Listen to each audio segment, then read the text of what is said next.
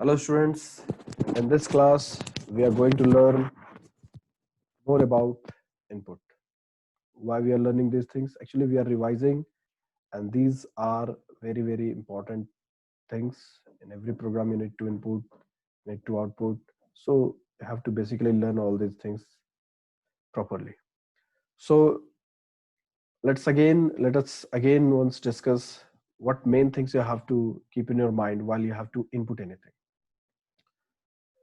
So first thing, you have to write this particular line import, and I've already told you I'll discuss every single word in this line, and I'll discuss in depth. But right now I'm not going to discuss in depth. I'm just telling you, if you have to input, write this line. That's it. Matter over. Why we have to write line, we'll discuss, but not now. Then we have a class. We are making a main function. Now this line is very important. Scanner in equals new scanner system.in. This line creates an object. In is an object, and with the help of this object we'll be able to call functions in this scanner class. One of the function is next byte. Now this line may be a little confusing for you. What function and all object? So that's why I'm telling you, don't worry much. You'll learn everything, but try to keep the things simple. You have to write this line. Why we are writing this line? At this level, you not need to worry much about this. But still, I would like to say something, what I'm doing actually.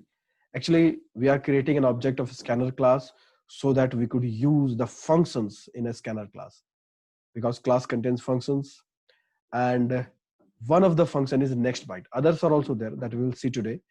This is one of the function, and with the help of this in object, we are calling this function, and with this help of this function, we can input a byte data. A byte data is what kind of data? It ranges from -128 to positive 127. We have seen in our previous video that what happens when we give or try to input the number which is out of its range. So take care. The system.in represents the standard input device, that is keyboard. I mean, this line lets us to make us arrangement here to input through a keyboard. Okay. We have a lot of input devices. We can input through all such devices, but we have to first learn how to we can input through a keyboard. When you will become a good programmer, you will learn to input from all other kind of input devices. Now what we do, we have to create variables where we want to input. So we were trying to learn byte variables. So we made a variable NOS. I think it was for number of students, of course. Any name you can give. This is a byte data type. And we have already seen so many number of times that what is the range of byte data type. And always remember, before inputting, you have to give a message to the user of the program. You can, of course, you can directly write this, but before writing this, before actually inputting, this line is used for actually inputting. You must always write such kind of message, that what kind of thing you want to input from the user, so that user also know that yes, he has to input something like that. So it is important to write or outputs a message which let user know what he has to input. And then actually this line, now look at this line, this is the most important line, and through this line only, this part only, this statement or this function is actually inputting the data from the keyboard to this variable. And after once we have inputted the data in this variable, we can do anything with it. But right now we are just simply outputting it. That's it. Let us once see the execution of this, and then we'll continue. So go to E drive, cd java, cd is the name, begin, start. Begin is the name of folder. Java C once again, compile this, press enter. It's compiling, no issue, run it. Please enter number of student. From where this is coming? This is coming from there. Now, this is the cursor waiting for your input. Input anything, 45. press enter. Number of students 45. This 45 goes to this variable and now matter over. So now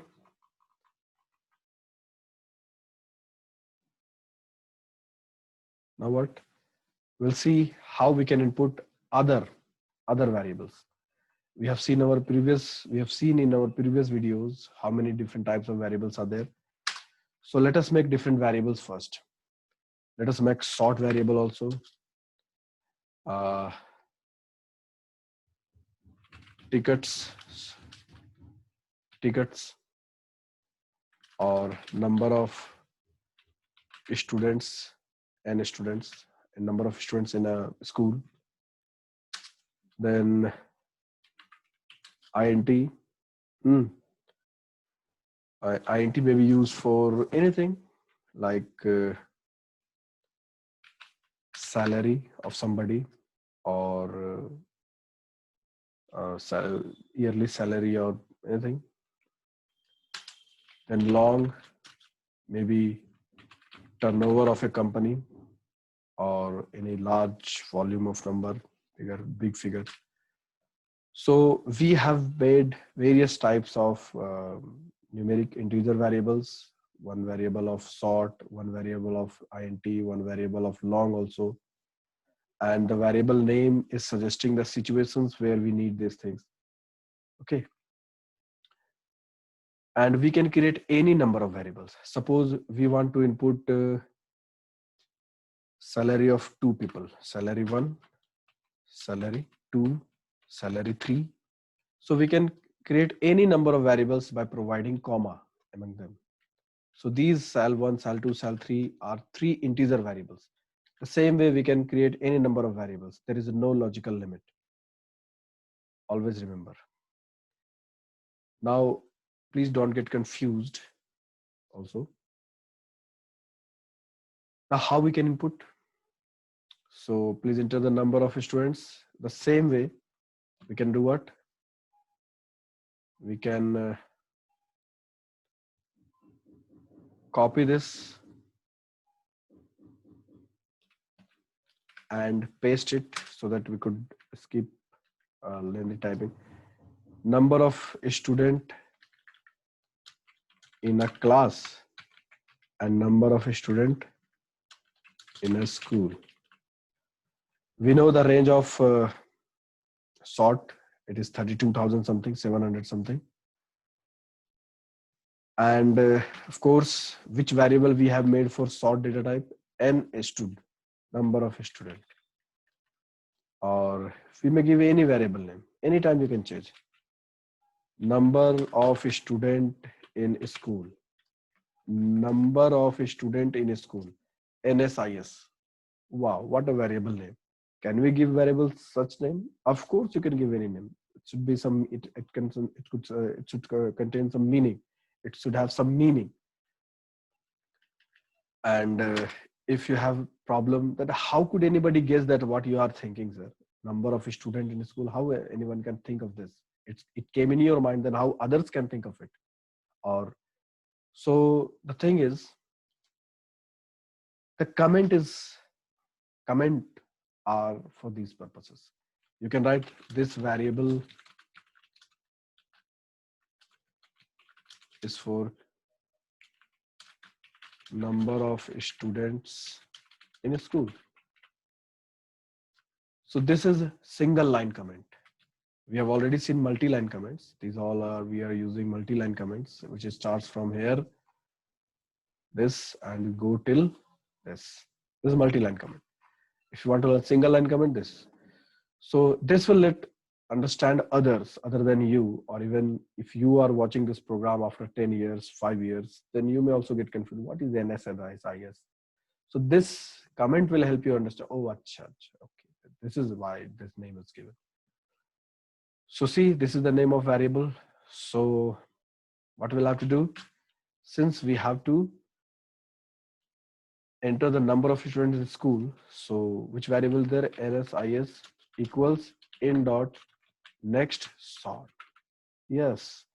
For inputting byte, we have next byte. For inputting in sort, we have next sort. And remember the way it is written: first in the object which you have created there, then dot, no spaces there, the next, and then sort, where S will be capital. And that's it. Now paste again. Please enter what? Salary. Salary may be more than 32,000. It may be 40,000, 50,000, even lakhs of rupees, even crores of rupees may be a salary. Of course, these are there. So sort will be not enough for that. So integer is enough. And if integer is not setting enough, if somebody has salary more than the range of the integer variable, then we have long, and nobody get a salary more than that. Whatever the range of long you have already seen. So proper message is very helpful. So since we have copied and pasted it here, so the same thing came here. Now we can enter the salary of 3% or 3 staffs or 3 anybody. So now the user, the person who will use this program will know that, oh, he has to input salary of 3 people. So far we have been watching input is going in one variable. Let us keep a enter so that you could differentiate the one variable. Now what? Which variable we have for integer? We have sal1, sal2, and sal3. So sal1 equals in dot next int, most commonly used input function. Sal2 equals in dot next int. Same thing, no difference. Yes, there will be no difference at all. Only the difference will be in the name of variables. This function will call the input operation, and the first input will go to sal1, the second input will go to sal2, and the third input will go to sal3. So I need to write something like this. So with this example, you must also understand that we may write any number of time, any way, I mean, sequentially, any number of time, or we may include input message here, enter the second salary, or here enter the third salary. We could also write, but we have written what? We have written that input 3 numbers or 3 salary of 3 staff here only, and we have just given invoked 3 times this function, and it will accept 3 numbers, 3 numbers. Okay. Now another input also we can do, copy paste, just change the message. What we have to write? Please enter the annual turnover of company. The turnover of company may range from billions, trillions. So for that, byte is not, of course, enough. Sort is, of course, not enough. Sometimes integer may also fail if your business is very big, a large business you are handling. So what comes then? Next, long. Yes. Now this is how we have input sort, ints, and long. Now output also needed, of course. So what we'll do? We'll do some operations also. An operation we'll do in salary. We want the combined salary. I mean, total this much salary is given to 3 staffs. So how we can do? Anywhere you can perform the operation. Int total salary equals what? Sal1 plus sal2 plus sal3. This operation we can do also. We have made a new variable integers, and we are adding the salary value of salary 1, salary 2, and salary 3.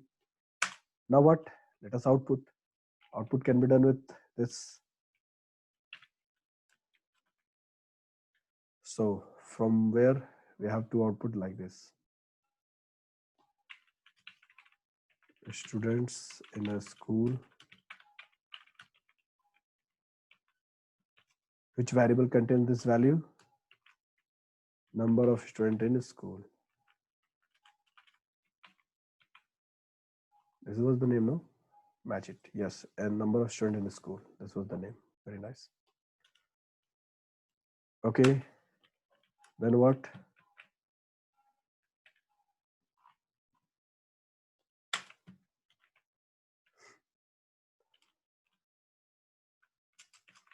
Total salary of 3 staffs. Which variable contain the total salary? This total. We could have write it in a different way also, but we are writing the total. Now what?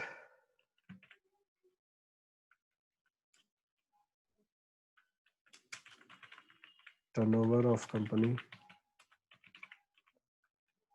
Which variable is there?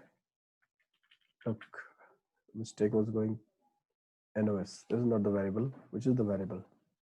Turnover is the variable. Or this is a lengthy name.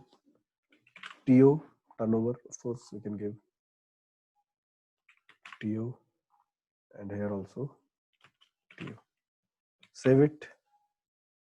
Go to the compiler. Run it. Compile it. No problem at all. Run it. Look.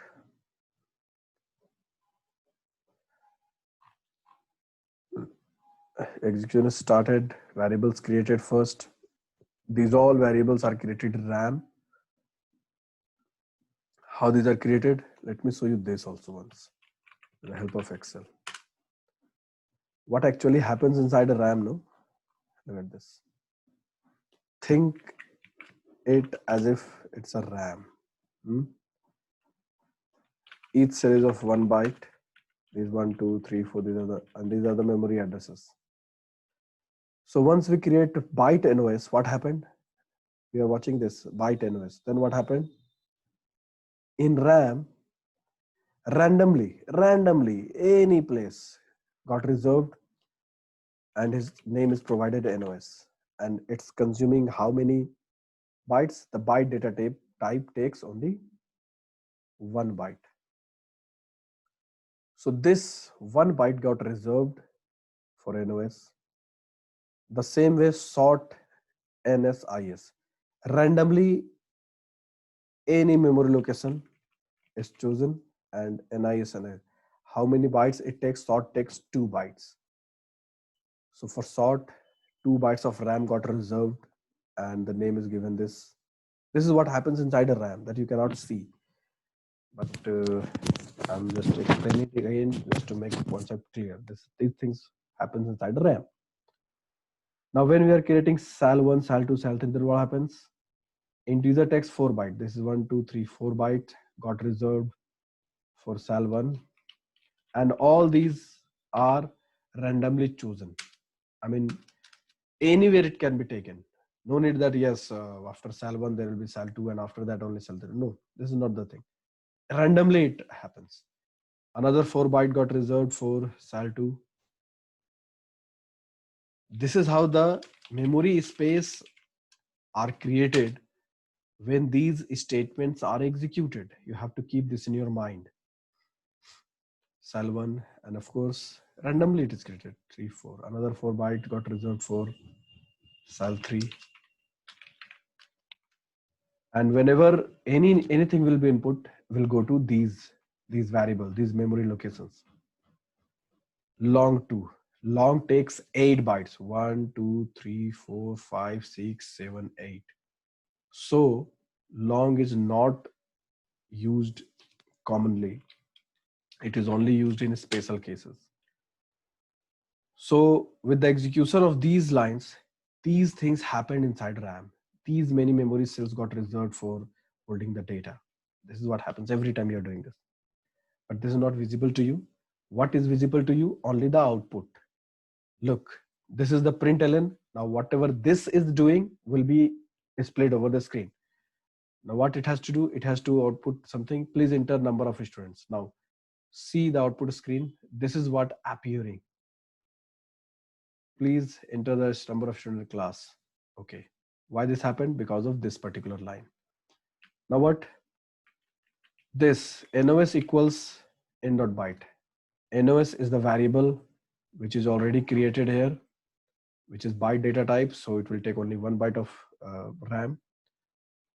In.next byte is calling the function to input the byte variable, byte data, and therefore the cursor is waiting.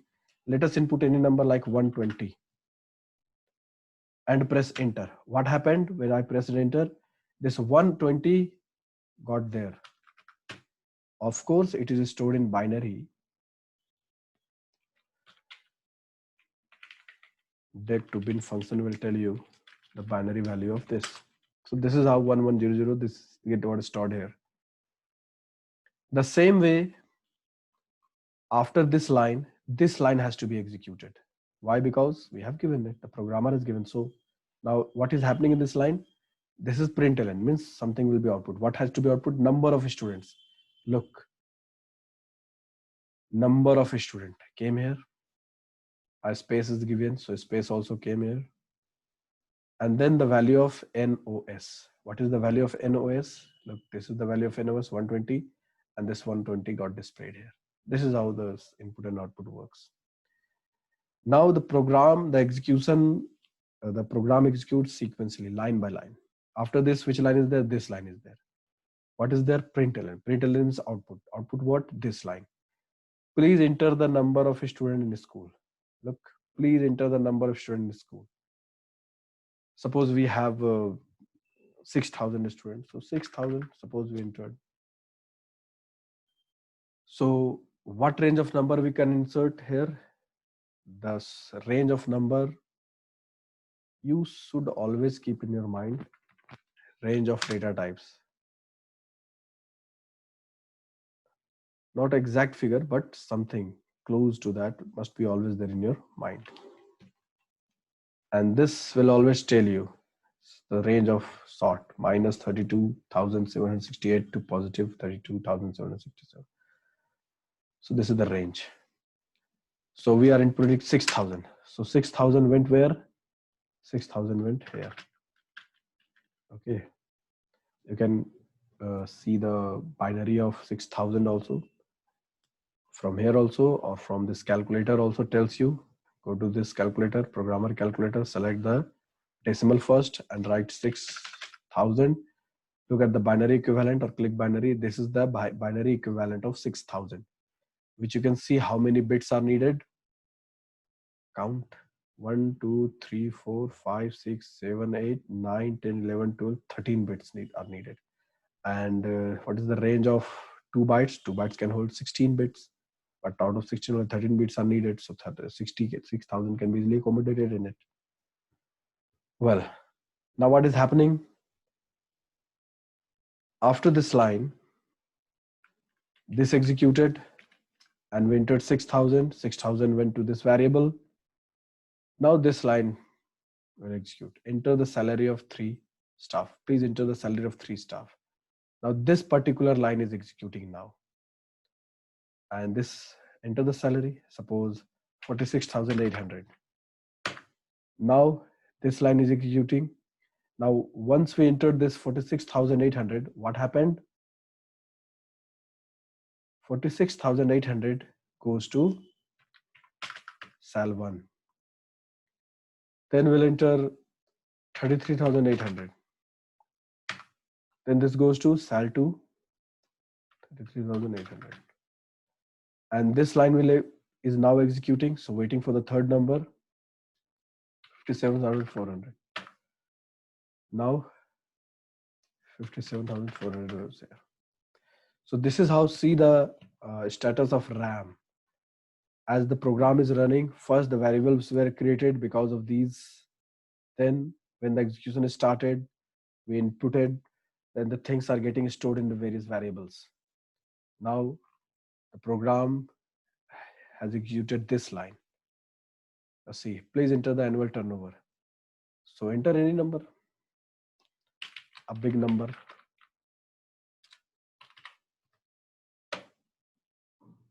So this big number, whatever this number is, got stored in this turnover section. I'm in turnover variable. What is the number? I'll have to type it. 4, 5. Actually, it will not accommodate 4, 5, 6, 7, 7, 8, 2, 3, 1, 3, 2, 6, 7, 4. This is the number. Let us see the binary equivalent of this number. 2 big number. Look, this is that number. I pasted the number. This is the binary equivalent of that number. Look how big this number is. These many 0 and 1s needed, and to accommodate this large number, of course, we need a larger space, and therefore this 8 bytes are enough for accommodating that large number. So for different requirements, we have different variables, we have different data types for fulfilling our different requirements. So this is how it's working. Now what? Till this, the variable stored different values. Now what? int tot cell. This is the variable. This again will be created, and it takes 4 bytes. Why? Because it is int type, and its name will be this. What will be its value? Its value will be sal1. What is the value of sal1? This is the value of sal1. Plus what? The value of sal2. Plus what? The value of this. Look, here A10, A15, and A19 are the cell references. This is sal1, sal2, and sal3 presenter. This is the value of tot cell. And yes, look at this now. Students in a school, this much. Total salary, this much. And turnover of company, this much. We can do any operation. We can find the average salary also. We can do anything. Of course, we can do anything. So this is how we see how we can input numeric integers. Now we'll see some example, and let us do what? Let us make these lines comment. This was integer, and now we'll see floating point also. And yes, cut it and take it up.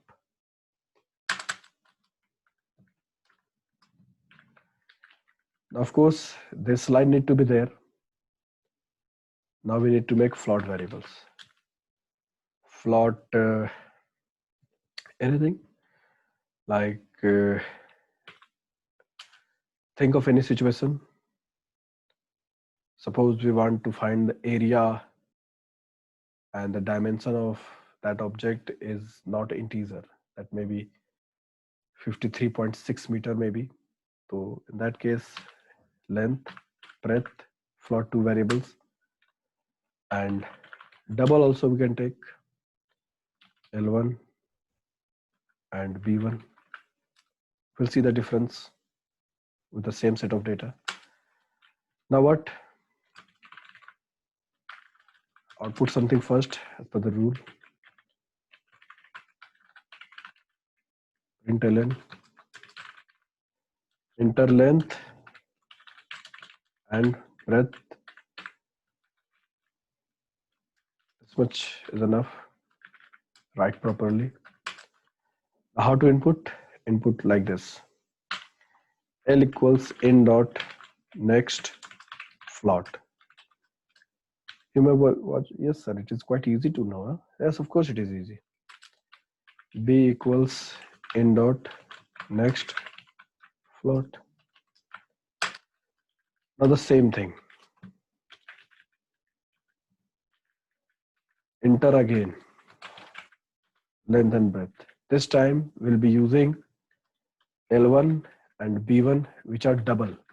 So in order to input in double variable, we need to use this function. So these are the functions which are already made in the scanner class, and we can use it. Now what? Find area. Float area equals L into B. Double area 1 equals L1 into P1. And we'll enter the same set of data and we'll see the difference also. Now output the result. System.out.println println area in float AR, copy it, paste it, area in double.